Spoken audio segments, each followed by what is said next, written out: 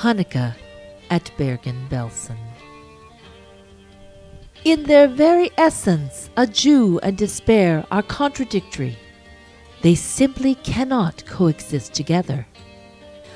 Rabbi Shraga Shmuel Schnitzler, who went by the more familiar name of Rabbi Shmelki, looked around the barracks to make sure that the others had understood his point. Amidst the crowd of weary faces that stared back at him, there were a few who were nodding their heads in agreement. Perhaps they too had been Hasidim in another life, the life that existed before the war, and so they could appreciate the tales that Rabbi Shmelki told about Hasidic Rebbes of former days. Rabbi Shmelki didn't tell his stories just to pass the time. His job, as he saw it, was to keep up the spirits of the Jews who were imprisoned in the Bergen Belson Concentration Camp. That job would have been much easier if they were prophets, since the end of the war was just a few months away. But during that Kislev of 1944, the situation seemed as hopeless as ever. Even the thought of Chanukah, which was fast approaching, couldn't dispel the gloom for most of them. For Rabbi Shmelki, it was a different story. Since the beginning of the month, he had been busy preparing for the holiday. He asked the same question to everyone he met. "Can you get us a little oil? Do you know someone who works in the kitchen?" The answer was always the same: no. With dismay, he realized that Chanukah was only a few days away. He knew only too well what would happen if he couldn't find any oil. Many of his fellow prisoners were clinging to life only by a slender thread of hope. Once that thread was snapped, they would succumb to the deep sea of dark despair that threatened to drown them. So he had to find some oil. Even if he found only enough oil to kindle the first Chanukah for a few seconds, that would be enough. But no Chanukah lights? That wasn't an option. The day before Chanukah, Rabbi Shmelki was at work. His other job in the camp was to remove dead bodies from the barracks. When he received an order to go to the last barrack where some people had died during the previous night. While he walked across the field, his foot got caught in a small hole in the frozen earth, and he almost fell. He removed his foot from the hole and noticed that there was something buried inside. After making sure that no guards were watching him, he knelt down to see what it was. He pulled out a small jar from the ground. Inside was some congealed liquid. "Oil," he whispered. "Oil for Chanukah." Rabbi Shmelki then reached his hand inside the hole a second time.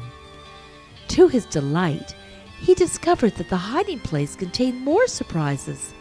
He pulled out a carefully wrapped package and quickly undid the paper wrapping. Inside were 8 little cups and 8 thin strands of cotton. It was obvious that some Jewish prisoner had buried this little menorah and the oil. But who was he? And where was he? Had he been transported to another camp? Had he died? Although Rabbi Shmelki desperately wanted oil for his own barracks, he sincerely hoped that the Jew who had buried these things was still alive. Perhaps he was still in the camp and he would come back the next day and search for the treasure that he had so carefully hidden. So Rabbi Shmelki carefully reburied everything. But for the rest of the day and night, he asked every Jew that he met the same question. "I found some oil and a menorah. Maybe you were the one who hid them."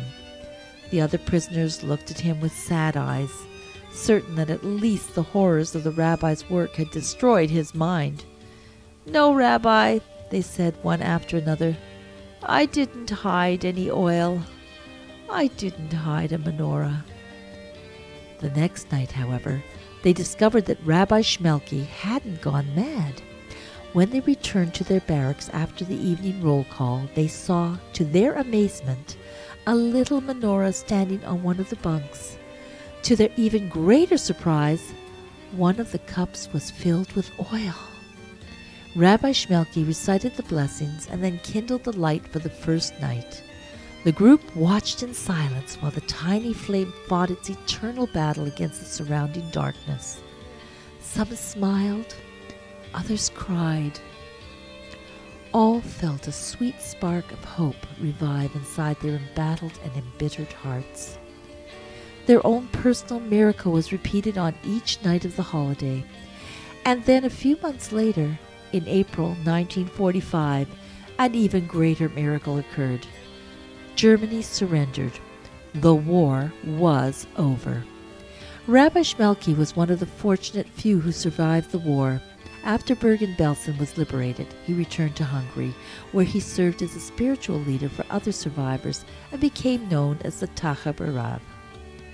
Several years later, he made a trip to the United States, and while he was there, he paid a visit to an acquaintance from the old country, Rabbi Yoel Teitelbaum, the Satmar Rebbe. While they reminisced, the Satmar Rebbe mentioned that he had also been a prisoner in Bergen Belson. "I was rescued on the 21st of Kislev, 4 days before Hanukkah," said the Satmar Rebbe. "Before I found out about the rescue plan, I made provisions for the holiday. I bribed several camp officials and put together a package of oil, cups, and wicks, which I then buried in a field. I always felt badly that my little menorah was never put to use." Rabbi Shmelki smiled. "Your menorah was used. It dispelled the darkness for hundreds of Jews and helped at least one of them survive the war."